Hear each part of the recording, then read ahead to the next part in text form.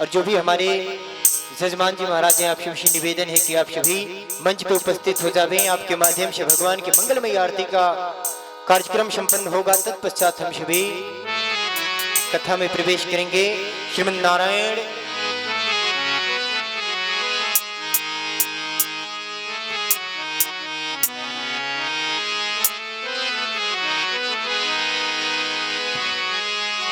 हरि ओम।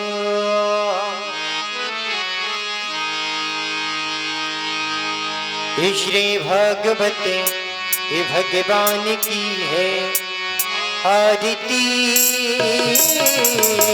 पापियों को पाप से है तारती तारती। पापियों को पाप से है तारती। श्री भागवत भगवान की है आरती। पापियों को पाप से है तारती तारती। पापियों को पाप से है तारती। राधे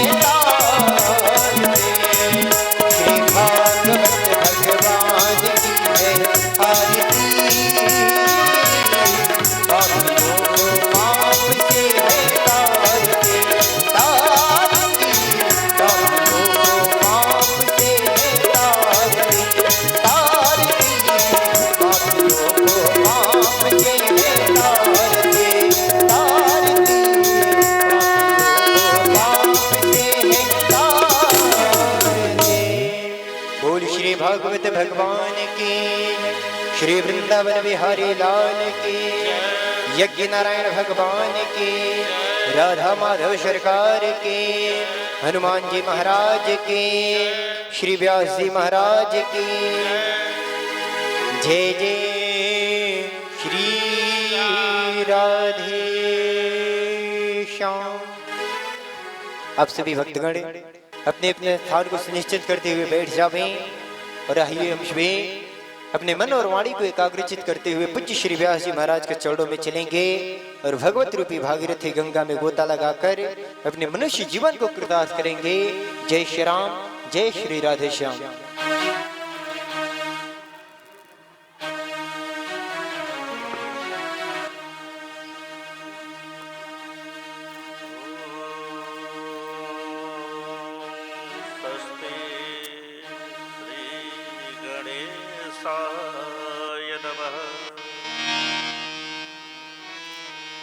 मातृपितृचरण कमलेभ्यो नमः। श्री सरस्वत्यै नमः। श्री वेदपुरुषाय नमः।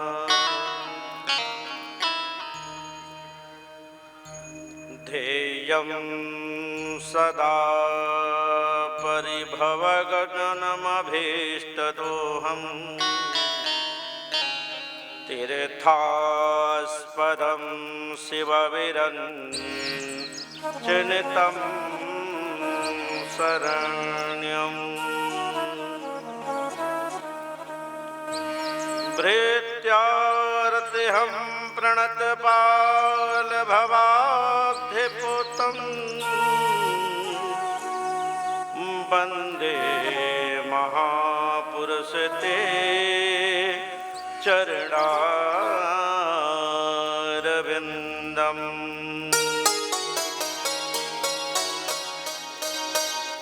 बंसी विभूषितकरा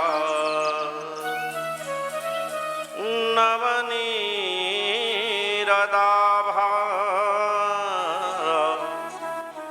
पीताम्बरादरुणमेव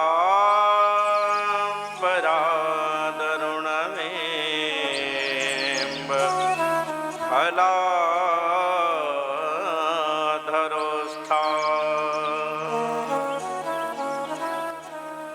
पूर्णेन्दुसुन्दरमुखात् अरविन्दनेत्रात् कृष्णात् परम किमपि त्वयहं न जाने। सीतानाथ समारभ्य श्रीरामानन्दाय मध्यमा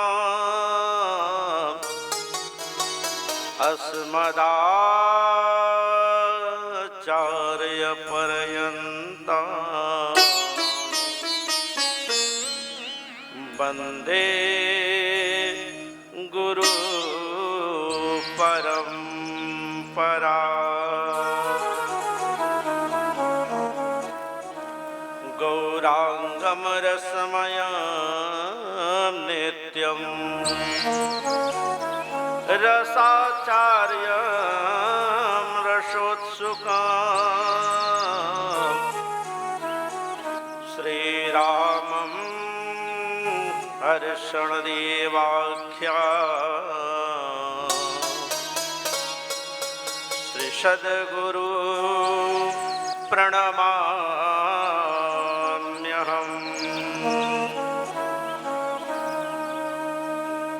जय जय श्री राधा रमण, श्री जय जय नवल किशोर, जय गोपी चित चोर प्रभु।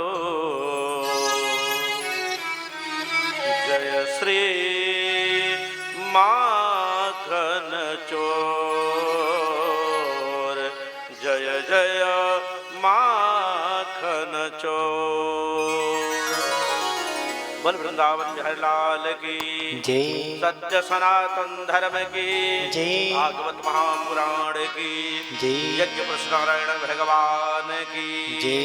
नगर के सभी देवताओं की जय। भारत माता की जय। वेद माता की जय। अपने अपने माता पिता की जय। अपने अपने गुरु महाराज की जय। जय जय श्री राधे।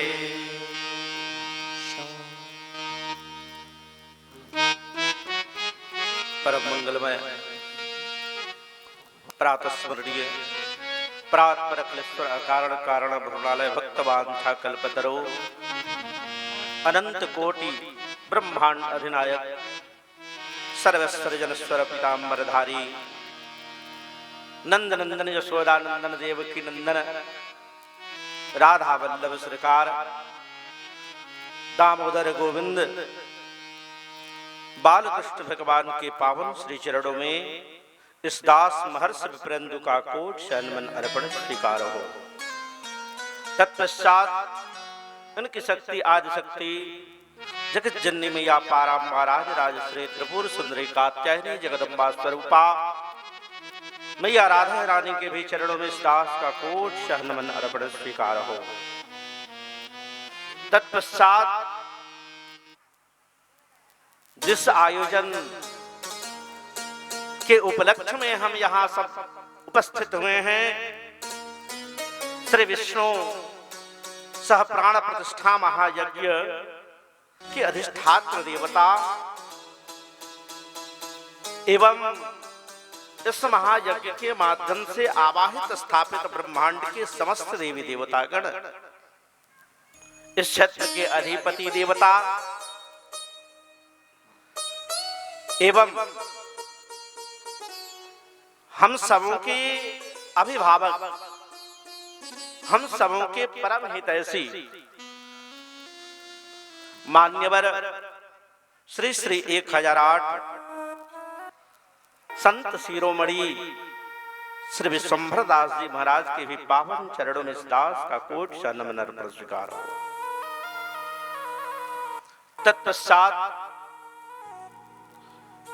इस यज्ञ तक मुझे पहुंचाने वाले जो अभी हमारे वाम भाग में अभी विराजमान भी हैं, आप हैं श्री महंत वैरागी दास जी महाराज, साथ ही साथ इस महायज्ञ के समस्त वर्णित आचार्य गणों के भी पावन चरणों में इस दास का कोट शहनमन अर्पण स्वीकार हो। तत्पश्चात समस्त सत्यगण आचरणगण ऋषिगण महर्षिगण एवं अभिभावकों के भी पावन चरणों का सानिध्य लेते हुए दूर दूर से पधारे जगत के रक्षणार्थ इस पावन पवित्र धर्मकता के जगह पर पधारे हुए संत शिरोमणि समस्त संतों के भी पावन चरणों में इस दास का कोट शहनमन अर्पण स्वीकार हो। तत्पश्चात समस्त धर्मानुरागी छत्रवासी नगर निवासी ग्रामवासी धर्म प्रेमियों माताएं बहनों क्षेत्रवानी निवासियों दूर दूर से आए कथा रस प्रेमियों छोटे छोटे बाल गोपालों देश के नवीन युवा कर्णधार मेरे साथियों दूर दूर तक ध्वनि विस्तारक यंत्र के माध्यम से हमारी आवाज जहां तक पहुंच पा रही हो, यत्र तत्र अन्यत्र जहां तहां जैसे जैसे बैठे हुए बैठ करके श्रवण कर रहे भगवान के परम कल्याणकारिणी कथा के श्रवण करने वाले समस्त श्रोता बंधुओं, आप सबों को भी इस यज्ञ का तो दूसरा दिन है, पर इस कथा का पहले दिन में ही इस सत्र में मेरे तरफ से आप सभी को जय श्री राधे प्यारे, जय श्री राधे, जय श्री राधे। आइए हम अपने मन और वाणी दोनों को पवित्र करने के लिए दो बार भगवान के पावन नाम का आश्रय लेंगे, जिस नाम से पूरी दुनिया तर जाती है, हो है ना। भगवान के नाम में वो सामर्थ्य है, उतनी ताकत है जितना हम अपराध नहीं करते। पाप 3 प्रकार का होता है, याद रखना। एक साधारण पाप, छोटा पाप जिसको कह सकते हैं आप। दूसरा मध्यम पाप, थोड़ा बड़ा हो, जिसको पापतम बोला जाता है। और तीसरा पाप पापतर होता है मेरे प्यारे, उससे बड़ा कोई पाप नहीं होता है। हमारे धर्म शास्त्र में ऐसा वर्णन है कि भगवान के नाम इतने पावन हैं कि पापतर इंसान भी अगर पापतर करने के बाद, अर्थात बड़ा पाप करने के बाद भी भगवान के पावन नाम का आश्रय ले ले, तो जिस प्रकार से बहुत विशाल लकड़ी का भंडार हो और उसमें आग लगा दीजिए, सारा जल के राख हो जाता है, वो है हमारे ठाकुर जी के नाम में वो ताकत। तो उन्हीं ताकतों का आश्रय लेने के लिए, चूंकि हम कहने लायक और आप सुनने लायक बन जाओ, चलो दोबारा भगवान के पावन नाम का हम लोग संकीर्तन करेंगे, फिर ठाकुर की जैसे कृपा होगी हम लोग कथा में आगे बढ़ेंगे प्यारे। सब लोग हाथ उठा लीजिए पहले।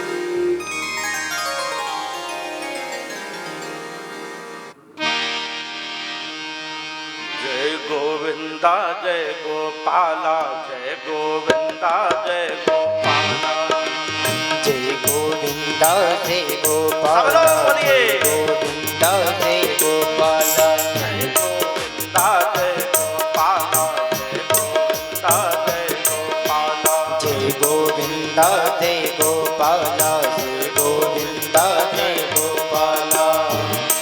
श्री राधे गोविंदा, श्री राधे गोविंदा, मन भजले हरि का प्यारा राधे। श्री राधे गोविंदा, श्री राधे गोविंदा, मन भजले हरि का प्यारा नाम है। राधे गोविंदा, श्री राधे गोविंदा, मन भजले हरि का प्यारा नाम है। श्री राधे गोविंदा, श्री राधे गोविंदा, मन भजले सब लोग हाथ उठा के। मन भजले हरि का प्यारा नाम है, मन भजले हरि का प्यारा नाम है, मन भजले हरि का प्यारा नाम राधे। श्री राधे गोविंदा, श्री राधे गोविंदा, मन भजले हरि का प्यारा नाम है, मन भजले हरि का प्यारा नाम है। कलिकाल में भगवान के नाम जो है ना, वो नाव है। जिस प्रकार अथाह नदी को हम नाव से पार कर जाते हैं ना, ठीक उसी प्रकार से भगवान के नाम हमारे जीवन को तारने के नाम है। इसलिए बिना संकोच के भगवान का नाम है। आप भी गाइए।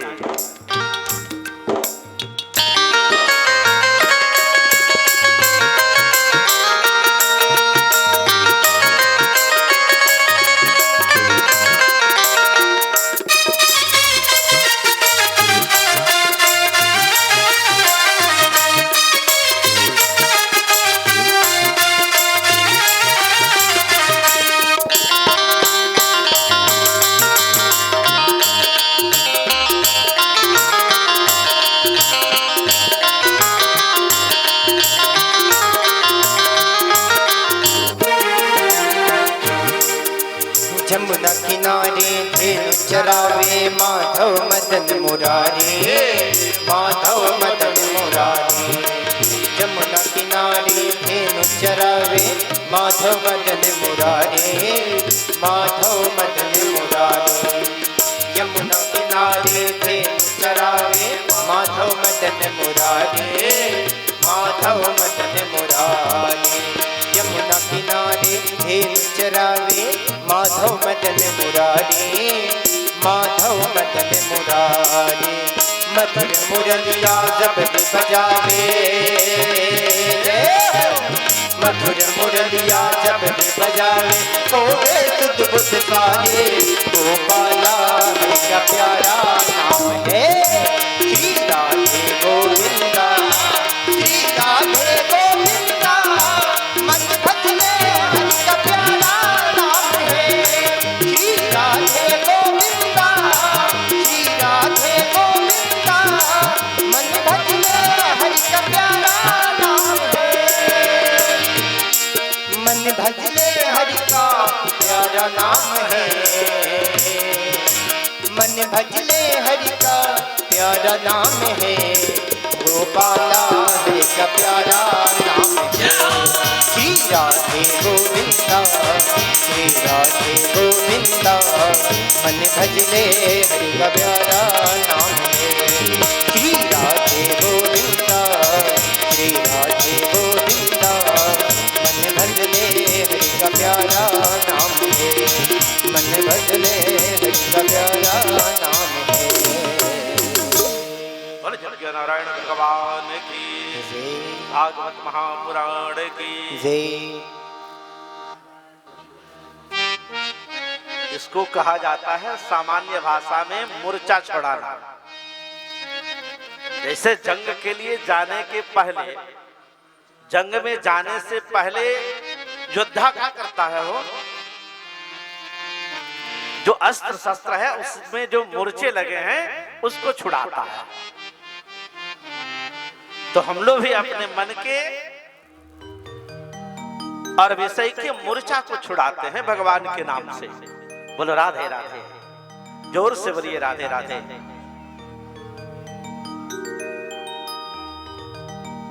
सच्चिदानंद रूपाय विश्वोत्पत्त्यादि हेतवे तापत्रय विनाशाय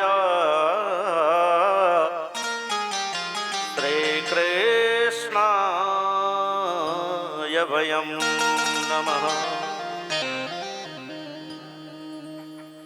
अद्भुत लेखनी है व्यास जी की। व्यास जी कहते हैं कि सच्चिदानंद रूपाय विश्वोत्पत्त्यादि हेतवे। ये सच्चिदानंद है ना, ये 3 पदों से बना, सत्य धन चिद धन आनंद। बड़ी समझने वाली बात है मेरे बंधुओं, बहुत ही समझने वाली गहरी विषय है ये। भगवान जिनका पूरा नाम सच्चिदानंद गाया गया है, इसमें 3 पद हैं, सत चिद और आनंद। पता है इसका मतलब क्या होता है? सत्य का मतलब तो आप सबको पता है ही, सब लोग जानते हैं ना सत्य का मतलब क्या है। क्या होता है सत्य? क्या है सत्य? माने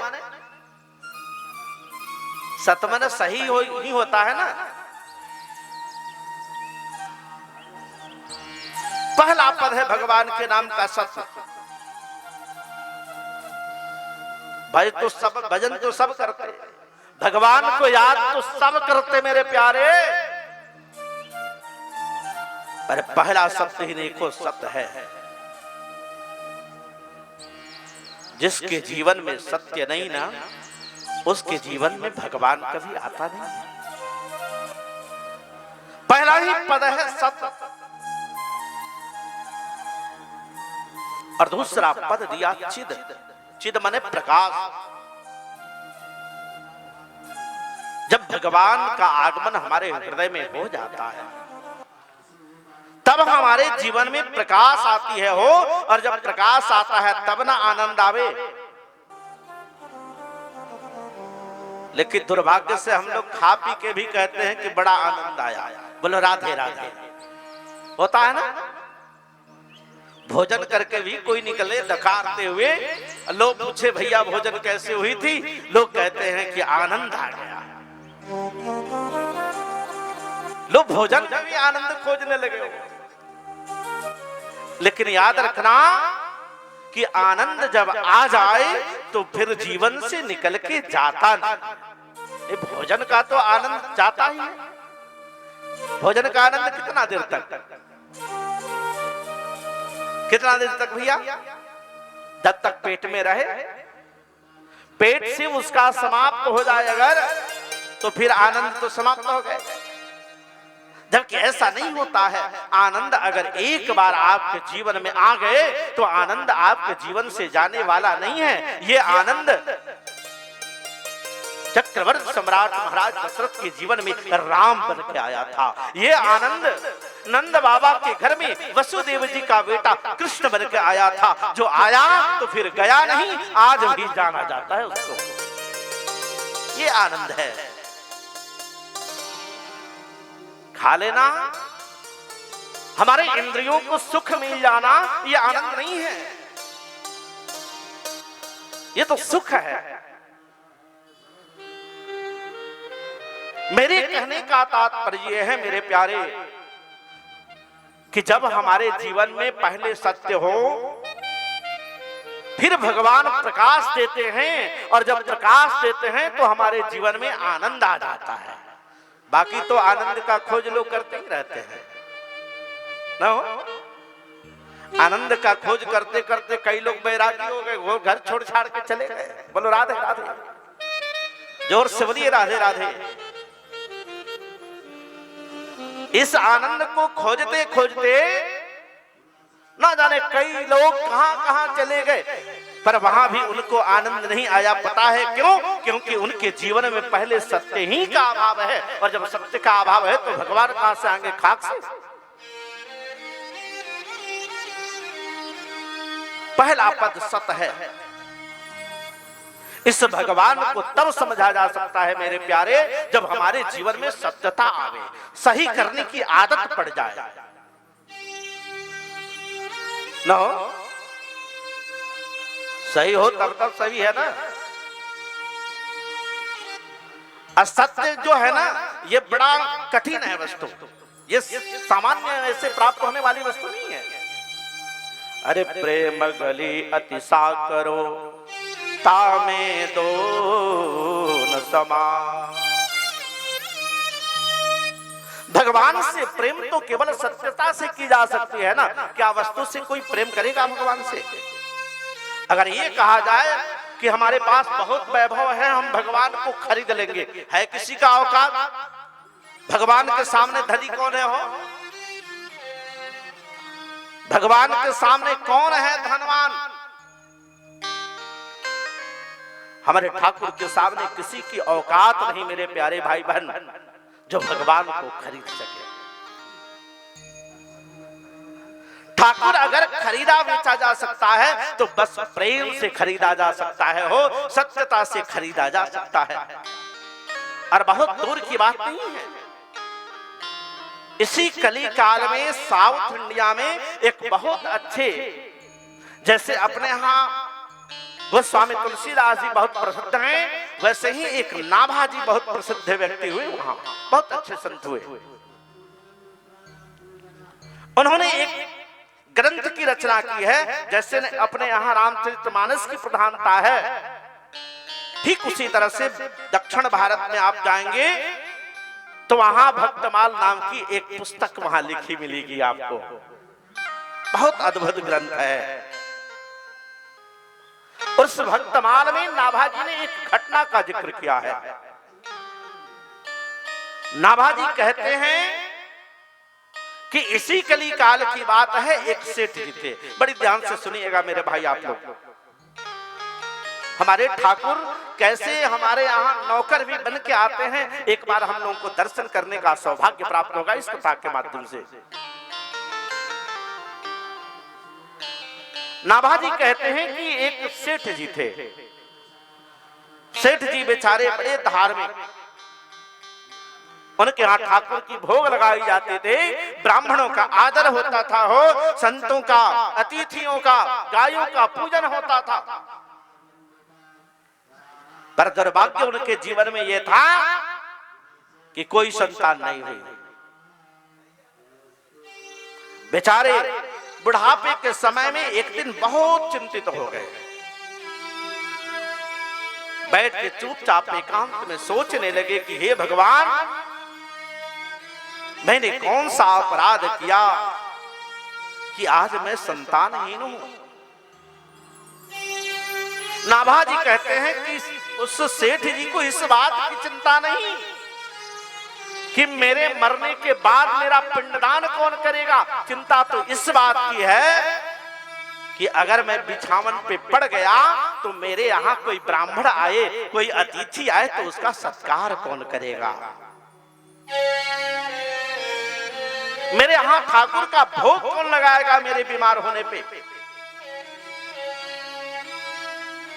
इस बात से बहुत गहरे सदमा में चले गए। और जब गहरी सदमा लगी, कुछ देर के बाद चेतना आई और चेतना के बाद बेचारे अपने घर से बाहर निकल गए। घर से बाहर, गांव के बाहर एक चौराहा था, उस चौराहे पे जाके बैठ गए। एक चाय की दुकान थी, चाय वाले से चाय मांगी उन्होंने, चाय वाला चाय का प्याला दिया। सेठ जी वहीं बैठ के धीरे धीरे चाय को पी रहे थे, बड़े दुखी थे।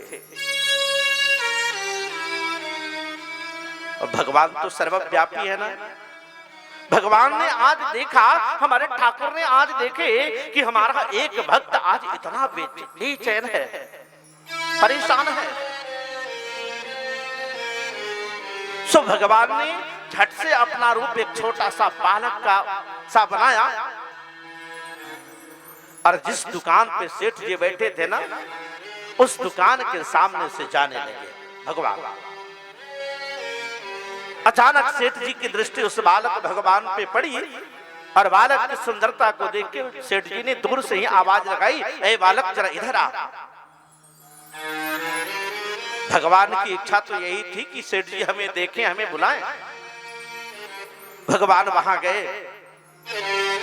सेठ जी ने पूछा, बेटा तुम्हारा नाम क्या है। बालक भगवान उत्तर देते हैं कि हे सेठ जी, मेरा नाम आत्माराम है। भगवान का नाम एक आत्माराम होता है ना जी, है ना। भगवान कहते हैं सेठ जी मेरा नाम आत्माराम है। सेठ जी ने पूछा, बेटा तुम्हारा घर कहां है। मैं तुझे पहली बार यहां देख रहा हूं और इस स्वरूप में देख रहा हूं। आज तक तुम सा सुंदर कोई बालक ही हमने नहीं देखा। और कैसे देखेगा वो, जहां भगवान स्वयं बालक बन के आए हो। और भगवान से सुंदर क्या हो सकता है। जिसकी रचना इतनी सुंदर, वो कितना सुंदर होगा। सेठ जी ने कहा कि घर कहां है बालक आपका, मैं आपको पहली बार देख रहा हूं। बालक के रूप में जो भगवान आए थे, उन्होंने उत्तर दिया कि हे सेठ जी, मेरे घर का कोई ठिकाना नहीं है। बड़े ध्यान से इस बात पर विचार करिएगा, तो सही में भगवान का कोई ठिकाना होता है जी। कोई ठिकाना होता है। यही बात तो पृथ्वी जब एकदम बेचैन थी रावण के अत्याचार से, तो देवताओं की जब संगोष्ठी हो रही थी तो आपस में सब चर्चा कर रहे थे, सब भगवान का पता बता रहे थे। मानस जी में भोले बाबा कहते हैं मैया पार्वती से कि हे पार्वती, जिस समय पृथ्वी एकदम कराह रही थी, रावण के अत्याचार से पृथ्वी कांप रही थी, जाके देवताओं को इकट्ठा किया और देवताओं से अपना प्रश्न रखा कि अब बताओ हमारा कल्याण कैसे होगा। तो इन देवताओं ने भगवान तक जाने की बात कह दी।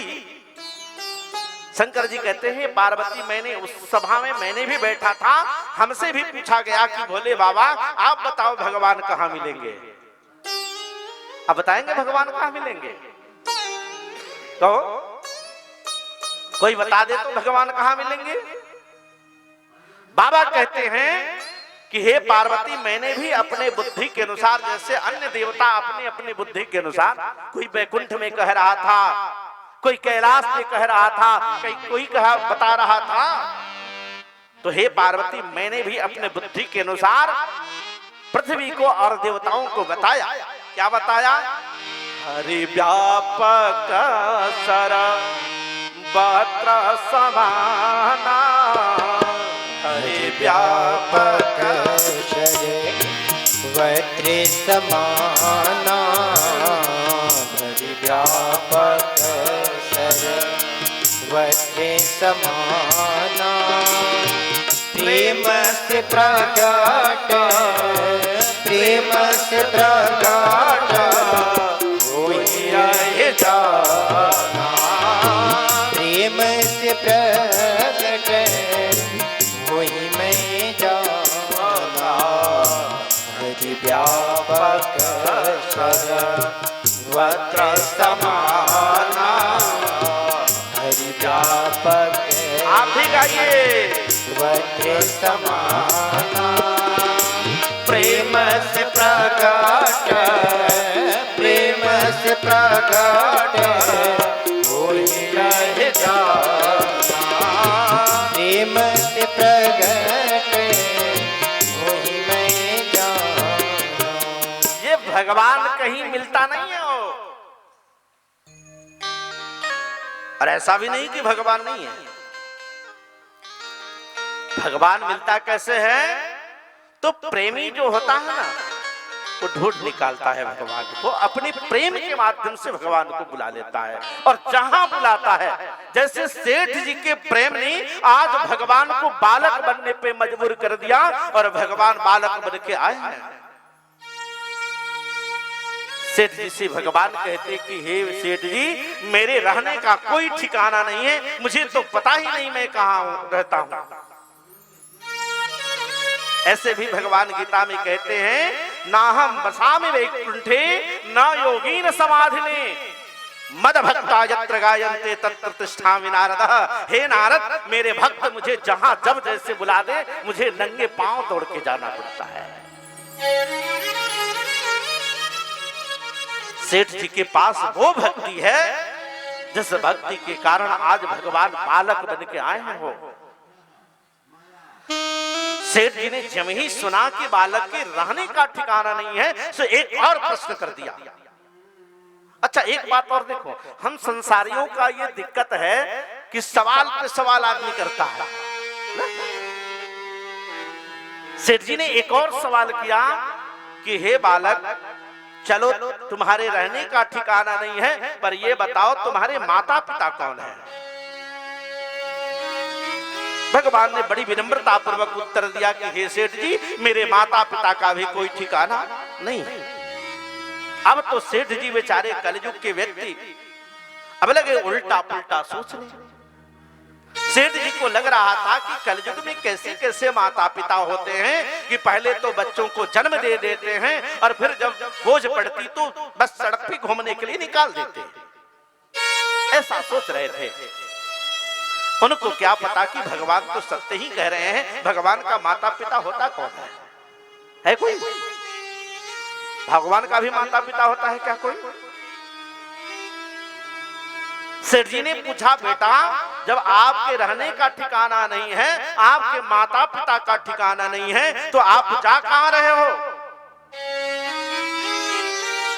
भगवान ने हाथ जोड़कर उत्तर दिया सेठ जी से कि हे सेठ जी मैं नौकरी के तलाश में निकला हूं।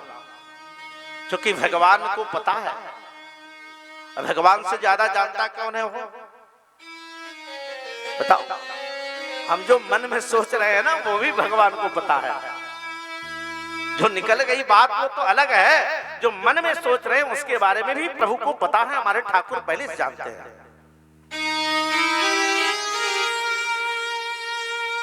सो ठाकुर ने कहा कि हम तो नौकरी के लिए निकले हैं। उनको पता है कि सेठ जी को एक नौकर चाहिए। सेठ जी लगे विचार करने कि जब माता पिता का ठिकाना ही नहीं है, रहने का कोई ठिकाना ही नहीं है, तो इससे बढ़िया नौकर कोई नहीं मिलेगा। सेठ जी ने पूछा, बेटा क्या क्या काम करना आता है आपको? भगवान ने उत्तर दिया कि हे सेठ जी, हम गाय को खिलाते हैं, हम ब्राह्मणों का आदर करते हैं, हम संतों की रक्षा करते हैं, हम वेद की रक्षा के लिए जाते हैं, हम तो अतिथियों का सत्कार करना सीखे हैं। वही काम जो सेठ जी के यहाँ होता था। भगवान के अवतार का एक प्रयोजन ये है भी तो, विप्रदेन सुर संतहिता लिन्ह मनुज अवतार। भगवान कहते हैं कि हे सेठ जी, मैं ब्राह्मणों की सेवा करना सीखा हूं, मैं संतों की रक्षा करना सीखा हूं, मैं गायों को चराना सीखा हूं, मैं ठाकुर को भोग लगाना सीखा हूं। सेठ जी ने कहा, बेटा इतना काम तो मेरे यहां भी है, क्या तू मेरे यहां नौकर बन के चलोगे? भगवान ने कहा, सेठ जी आपको नौकर चाहिए और मुझे एक मालिक चाहिए। अगर आप मालिक के लायक हो तो मुझे ले चलो, मैं आपका नौकर बन के रहूंगा। सेठ जी ने हाथ पकड़ा और लेके निकल पड़े। बीच रास्ते में गए तो सेठ जी को एक बात की चिंता होने लगी। सोचने लगे सेठ जी कि ले जाके काम कराऊंगा महीना दिन, और महीना दिन के बाद अगर सैलरी के लिए झगड़ा शुरू हो जाए तो। आजकल पैसा पहले तय होता है ना जी, पहले तय होता है ना। तय तो किया नहीं था सेठ जी ने, तो चिंतित हो गए। बीच रास्ते में रोक दिया, हाथ पकड़ दिया भगवान का और कहने लगे, हे बालक तू ये बता, मेरे यहाँ नौकरी करेगा तो उसके बदले में रुपये कितने चाहिए? भगवान कहते हैं कि हे सेठ जी, मैं किसी के यहाँ रुपये के लिए नौकरी नहीं करता। सेठ जी ने पूछा, तो नौकरी करते किस लिए हो? बोले कि बस बढ़िया भोजन चाहिए मुझे। अच्छा एक बात बताओ, आपके यहाँ अगर ऐसा कोई नौकर मिल जाए बिना पैसा वाला, जिसको बिना कभी पैसा नहीं देना पड़े, तो आप छोड़ दोगे? सेठ जी बड़े प्रसन्न हो गए कि बिना पैसा वाला, बिना तनख्वाह वाला नौकर मिल रहा है, तो झट से हाथ पकड़ के आगे बढ़ने का जैसे ही शुरू किए, अब की बार भगवान ने दोबारा हाथ पकड़ लिया और बोला, सेठ जी आपने तो अपनी बात बता दी, अब मेरी भी बात सुन लो। मैं पैसे के लिए नौकरी नहीं करता, केवल खाने पे नौकरी करता हूं, पर ध्यान रहे कि खाता बहुत ज्यादा हूं। और याद रखना सेठ जी, हमारे खाने की, भोजन की अगर कहीं चर्चा हो गई तो फिर मैं वो जगह छोड़कर चला भी जाता हूं, उस नौकरी का त्याग कर देता हूं। इसलिए आप वादा करो कि हमारे भोजन के बाद आप कहीं चर्चा नहीं करोगे। सेठ जी सोचने लगे, इसमें कौन सी बड़ी बात है, कितना खाएगा भाई ना। झट से वादा किया कि हे बालक भगवान, आपके भोजन की चर्चा मैं कभी नहीं करूंगा, आपसे वादा। हाथ पकड़े घर में ले गए, देवी जी को बुलाया, अरे भाग्यवान बाहर निकल के देखो कितना सुंदर नौकर लाया। आज भगवान सेठ जी के यहाँ नौकर बन के पधारे हैं हो। और धर्ष देवी जी ने जब ही देखा भगवान की सुंदरता को, अद्भुत सौंदर्य है भगवान की, आज ऐसे सौंदर्यवान एक बालक नौकर बन के आया है। सेठानी दौड़ी दौड़ी आई और अपने पति के पैरों को छू के प्रणाम करके कहने लगी, आप धन्य हो प्रभु कि आपको ऐसा नौकर मिल गया। साल भर तक, पूरे 1 वर्ष तक भगवान ने सेठ जी के यहाँ गाय का गोबर निकाला, जूठा बर्तन धोया हो, और इतना ही नहीं, सेठ जी का जूठा भोजन भी भगवान किए 1 वर्ष तक। ठीक 1 वर्ष का समय बीता, और 1 वर्ष के समय बीतने के बाद एक दिन की घटना है कि सेठ जी के पड़ोस के यहाँ, पड़ोसन के घर में शादी था। और उस शादी में सेठानी को जाना पड़ा। सो सेठानी जब ही वहां गई, वहां जितनी देवियां आई थी वो सब आपस में चर्चा करने लगी कि बहन जी आप इतनी मोटी थी, अब आप इतनी दुबली पतली कैसे हो गई। नो दो चार गो माता जी लोग जब आपस में मिले ना तो ये चर्चा शुरू हो जाती है। अब सेठाइन बेचारी इस बात को समझ नहीं पाई, और जो भोजन को गोपनीय रखने की बात थी, कहीं बताने की नहीं थी, सेठाइन के मुंह से निकल गया कि क्या करूं बहन, हमारे यहाँ एक नौकर आया है, उसके लिए रोटी बेलते बेलते मैं दुबली पतली हो गई, खाता बहुत ज्यादा। अब क्या था, इधर चर्चा हुई कि भगवान वहां से अंतर्ध्यान हो गए, चले गए। शाम का समय, शाम को लौट के आई और भोजन मनाया। एक बहुत सुंदर आदत ये थी सेठ जी की कि नौकर को भी अपनी ही थाली में बैठा के भोजन कराते थे। भोजन की थाली पड़ोसी गई, 2 पीढ़ी रख दिए गए मेरे प्यारे भाई बहन, और सेठ जी बैठ गए। सेठ जी बैठ के बालक भगवान को बुलाने लगे, हे आत्माराम मुझे बड़ी जोरों की भूख लगी है, आजा बेटा, लेट हो रहा है, विलंब हो रही है। भगवान तो अपने वादे के अनुरूप पहले ही चले गए कि भोजन की चर्चा होगी, फिर मैं नौकरी छोड़ देता। रात बीत गई हो, और पहले की माताओं में एक बड़ी विशेषता ये होती थी मेरी माताएं बहनों कि अगर पतिदेव भोजन ना करें तो पत्नियां भी भोजन ना करती थी। पता था ना ऐसा? देखिए आज वाला लो ना, आज तो नमक डालना भूल जाती हैं सब, तो वहीं देखना पड़ता है उनको।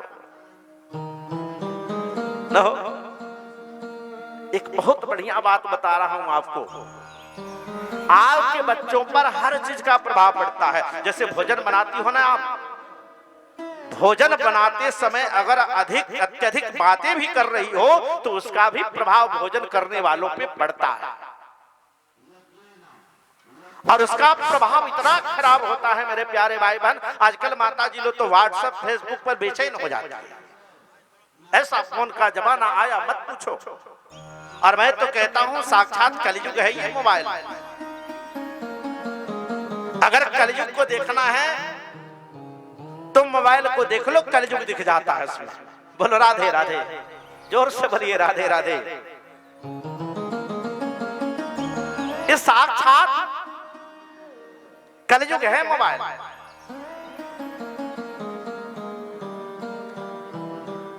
मेरे प्यारे, सेठ जी भोजन नहीं किए, सेठाइन ने भी उस दिन भोजन नहीं की। एक दिन बीता, एक सप्ताह बीत गए, एक पक्ष अर्थात 15 दिन बीत गए, 1 महीना बीत गया। सेठ जी ने दृढ़ संकल्प लेके रखा है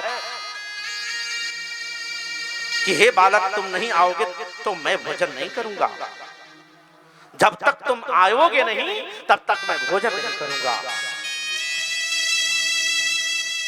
भगवान सब कुछ देख रहे थे। सेठ जी 1 महीने के बाद एकदम कमजोर हो गए, मरणासन पर पड़ गए, भगवान को याद कर रहे थे। एक दिन उनको चिंता हुई और उन्होंने पूछ बैठा, सोचने लगे कि आखिर जो हमारे यहाँ नौकर था क्यों चला गया, क्या कारण हो सकता है। और जब कारण विचार में आया तब उन्हें समझ में आया कि भोजन की बात थी, कि भोजन की चर्चा होगी तो हम नौकरी छोड़ देंगे। हमने तो भोजन की चर्चा नहीं की। सेठाइन को बुलाया और पूछा कि देवी कहीं तूने तो भोजन की चर्चा नहीं कर दी। सेठाइन ने झट से उनके पैरों को पकड़ लिया, कहा कि हे प्राणनाथ हमसे ये गलती हो गई है, हम नहीं भोजन की चर्चा करती है पड़ोसन के घर में।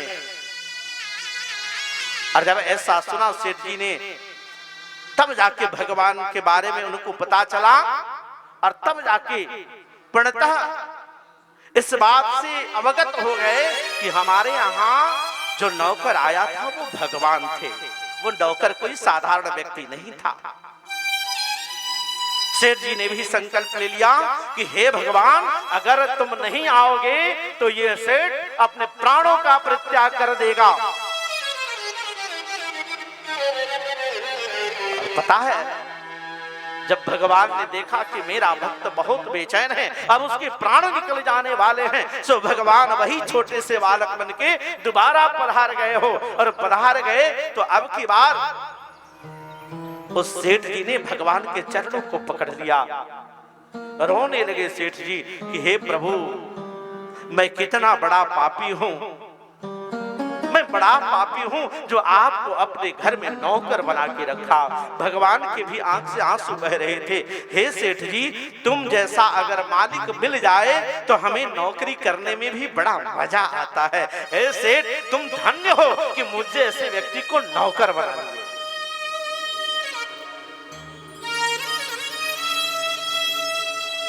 भगवान बनने को तैयार है, सब कुछ बनने को। किसी का बेटा नहीं बने हैं क्या भगवान हो? ठाकुर जी किसी का बेटा भी तो बने हैं, किसी के दोस्त भी तो बने हैं, किसी के प्रेमी भी तो बने हैं। मेरे प्यारे भाई बहन, आप बनाओ तो पहले क्या बनाना चाहते हो। भगवान को जैसा बनाओगे ना, भगवान वैसा बन के आपके सामने प्रकट हो जाता है।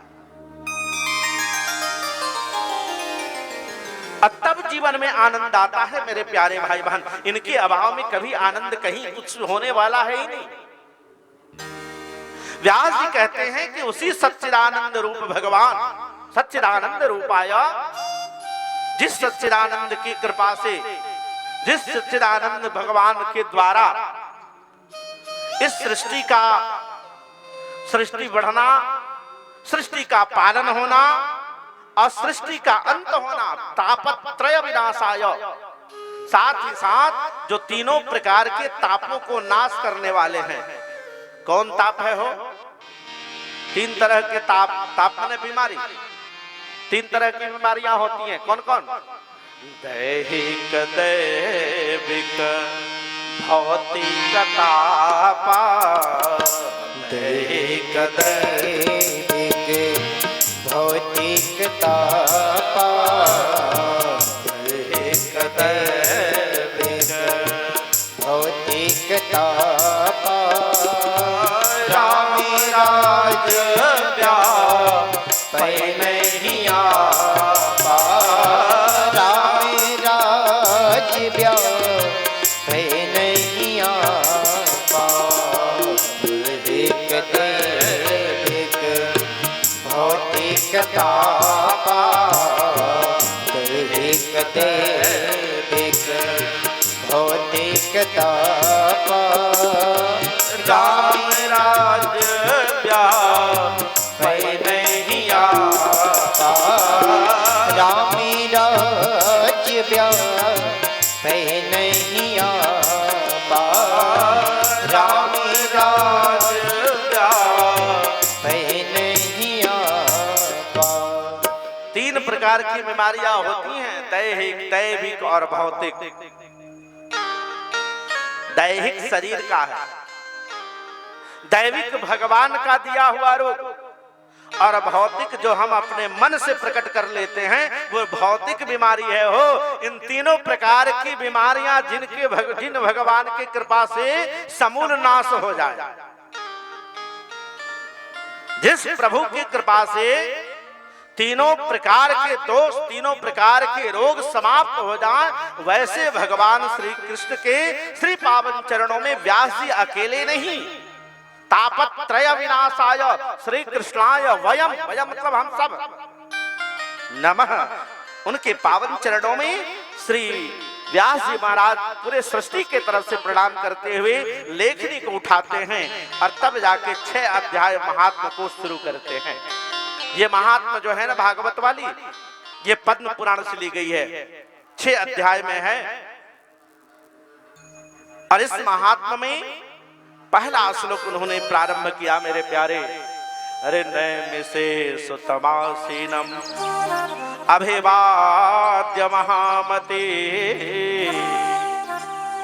नैमिषारण्य का पावन भूमि, पता है ये कहाँ है? आज भी ये नैमिषारण्य आपके उत्तर प्रदेश में लखनऊ से 88 किलोमीटर आगे सीतापुर के पास है मेरे प्यारे। नैमिषारण्य का मतलब क्या होता है? नैमिषारण्य का मतलब केवल वही नहीं, नैमिषारण्य का मतलब होता है जहां हमारा मन जाके स्थिर हो जाए, जहां मन विचलित न हो, उस जगह का नाम है नैमिषारण्य। बोल राधे राधे। इसलिए कथाएं जहां भी हो, कथा जहां पर भी हो रही हो, वो नैमिषारण्य की ही पावन भूमि कही जाती है। नैमिषारण्य का पावन भूमि, और उस पावन भूमि पे एक बार 88,000 संतों का आगमन हुआ। उन 88,000 संतों में 16 वर्षीय श्री सूत जी महाराज को सिंहासन पे बैठाया गया, व्यासपीठ पे आसीन हुए और उनके चरणों की वंदना की गई हो। समस्त ऋषियों ने आज उनको गुरु बनाया, और गुरु बना करके कहते हैं कि अज्ञान ध्वांत विध्वंसम कोटि सूर्य समप्रभा सूताख्याहि कथा सारम मम कर्ण रसायनः। हे सूत जी, आप करोड़ों सूर्य से भी बढ़ के हो। सूर्य माने, सूर्य का मतलब प्रकाश होता है ना, सूर्य माने प्रकाश। हे सूत जी, आपके अंदर जो ज्ञान है, उस ज्ञान के आगे तो करोड़ों सूर्य फीके पड़ जाए। क्यों हो, क्यों कह रहे, क्या कारण है? तो इसका कारण यह है कि जैसे आप घर में, आपका घर है, तो घर के चारों तरफ से उनकी खिड़कियों को, उनके दरवाजों को बंद कर दीजिए, तो सूर्य का प्रकाश घर में जाएगा, जा सकता है क्या? उसमें जब भी प्रकाश आएगी तो लाइट जलाने से ही होगी, बाहर के उपकरण से ही प्रकाशमान होने वाला है। सौनकादि ऋषि कहते हैं कि हे महाराज जी, आप करोड़ों सूर्य से भी ज्यादा प्रखर हैं। चाह करके भी करोड़ों सूर्य आ जाएं तो हृदय तक प्रकाश नहीं दे सकते हैं ये सूर्य, बाहर ही प्रकाश देंगे, पर हृदय तक प्रकाश कौन डालेगा जी? तो सदगुरु डालता है मेरे प्यारे भाई बहन। इसलिए उनको गुरु बनाया और कहते हैं कि हे महाराज जी, आपके अंदर तो उतना ज्ञान है कि आप इस हृदय तक जो अंधेरा है, मन में जो गहराई में जो अंधेरा है, उस अंधेरा को दूर कर सकते हैं। इसलिए हे प्रभु, सूताख्याहि कथा सारम मम कर्ण रसायनः। कोई ऐसी कथा कहिए जिससे हमारी कान भी तृप्त हो और जीवन भी मुक्त हो जाए। लेकिन एक बात के लिए क्षमा मांगू मैं कि ये द्वापर तक ही सीमित है। इस कली काल में ऐसी कोई कथा नहीं जो मन को भी संतुष्ट कर दे और कान को भी अच्छा लगे। आजकल तो वो कथा अच्छी लगती है लोगों को ना, जिसमें चुगलखोरी हो। क्या बाबा, भगवान का ज्यादा नाम लीजिएगा ना तो लोग आपके पास से हट जाएंगे। लोग कहेंगे वो तो पागल हो गए बा ना। पर यहाँ बात कही गई है कि जो मेरे मन को भी शांत करे, मुझे मुक्ति भी दे और फिर मेरे कान को भी अच्छा लगे। आज कान को वो बातें अच्छी लगती हैं जो बाहर की बात हो, जो बेकार की बात हो। अच्छी बात कहिएगा ना तो आपका बेटा जो है ना, वही आपको कहने लगेगा ये तो सठिया गए, इनको कहाँ आता है। अब बड़ा दुर्भाग्य इस बात का भी है मेरे प्यारे भाई बहन कि बाल बच्चा को लायक बनाते बनाते बाल बच्चा हम ही लोगों को नालायक कहने लगता है। बोलो राधे राधे। कहता है ना, कहता है ना। पर यहाँ बात है कि सूताख्याहि कथा सारम मम कर्ण रसायनः। हे सूत जी, जो हमारे कान को भी प्रिय लगी और भगवान तक ये पहुंचा दे, हमें मुक्त कर दे, हमें जीवन और मरण से मुक्त कर दे। हे प्रभु, कोई वैसी कथा सुना दो।